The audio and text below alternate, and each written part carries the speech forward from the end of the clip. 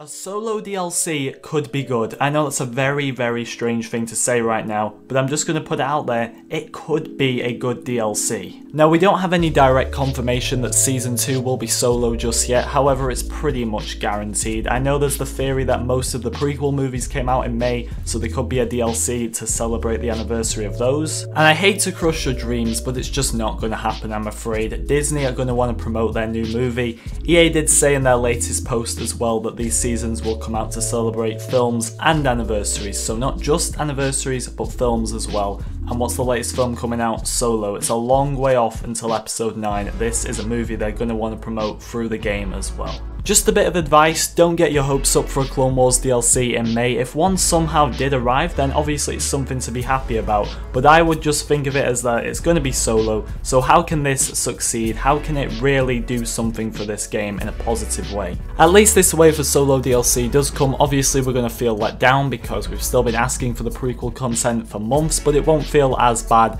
as if it would if you'd just been thinking that it's going to be Clone Wars for Season 2. That is not the way to think, I'm afraid. I can't stop you thinking that way, and I really hope I'm wrong, but Season 2 is going to be solo, so how could it work? Let's talk about it. Now, first of all, something people have been bringing up a lot lately, and a lot of you have been putting it in the comment sections as well, is about the Outer Rim DLC from Battlefront 1. Obviously, we found out we were going to get more Sullust and Tatooine maps, along with some very lazy hero choices, as in Greedo and Nyan Num. Pretty much what nobody wanted, and it looked like it was going to be a very, very bad DLC. And while I personally believe that Bespin was the best DLC in Battlefront 1, a lot of people thought it was Outer Rim. It was my second favourite, if I'm honest, or maybe in the third spot. I'm always divided by that and Scarif, but it was a great DLC nonetheless. And that was a huge surprise because it looked terrible, and the heroes turned out to be two of the best in the game, and also the maps were some of my personal favourites as well. Now, a lot of you asked me how can they make a solo DLC when there supposedly isn't enough content to go off,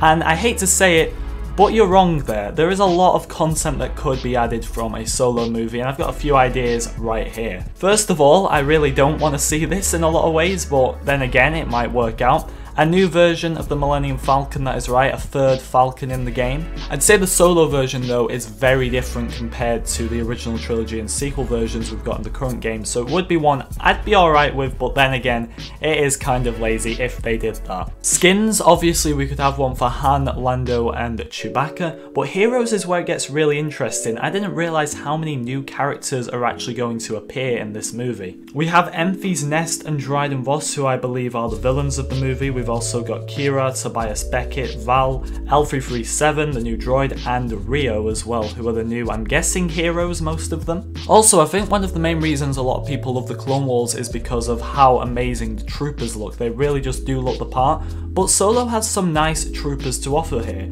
The Mud Trooper and the Range Trooper actually look pretty epic, I have to say. And if they were to make a Solo DLC, I could see at least one of these making their way into the game. They'd be so stupid not to add them. As far as maps go, we could see the Spice Mines of Kessel in a solo DLC. I'm not too sure if the other planets have been named yet, but there's a lot on offer that we've seen from the trailers alone. But the point I'm trying to raise here is look at the variety on offer as well. It is up there with the Clone Wars in terms of content available, I would say. Obviously Clone Wars does have a lot more on offer, but Solo hasn't got as little as people make it out to be. I'm just saying, heroes like Enfys Nest as a new villain could be something different, especially if we are going to get prequel content in the future, which is going to involve a lot of lightsaber users. That would be nice to see Enfys Nest in the game, and L337 having a droid as a hero. I don't know if that's a possibility, but I'd really like to see it. This probably sounds like all of a sudden I'm defending a solo DLC, and that's not what it is at all. I've pretty much come to terms with the fact that Season 2 will be solo, and instead of moaning about it all the time, which I will do if I feel there's something wrong with it, but instead of moaning about the fact that Season 2 could be solo, I'm just coming to terms with it and trying to think, how could this be good? I'm trying to stay positive about it, because the DLC itself could offer some nice content. Like I've said in the past, it's not really the fault of the DLC itself, it's more about the timing. If we got a roadmap in January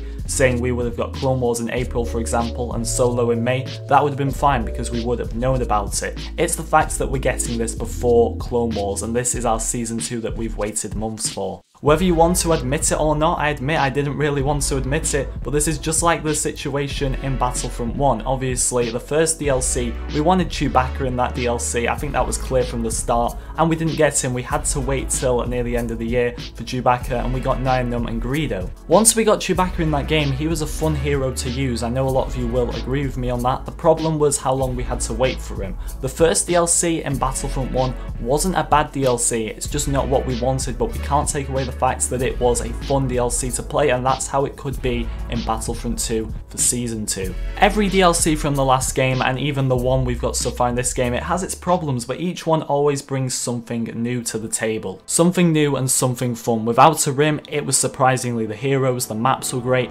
Bespin once again brought some fun heroes, some cool maps. Death Star, alright, the game mode was a bit off in places, but the heroes were really fun. Scarif brought some amazing maps, and then obviously Season 1 in Battlefront 2 brought some okay heroes, maybe not the best, but the crate map was just amazing, one of my personal favourites. So even if in the case Solo was a bad DLC, it's still guaranteed at this point to bring some good things into the game, some new content, something we need right now. So all I'm saying is, take it from someone like me. You know I speak my mind, I'm always going to do that. You know I'm very opinionated when it comes to Battlefront 2. But this Solo DLC could deliver in ways we never thought it could. I'm just saying that's how it could work. But let me just put it out there, this could all be solved just like that with the addition of a roadmap. If they just said, okay, you're getting Solo in May, but here's some Clone Wars in June. Obviously we wanted it months ago, but putting a roadmap into place could really help. Thank you for watching everyone. Let me know your opinions in the comments section. I'll see you all next time.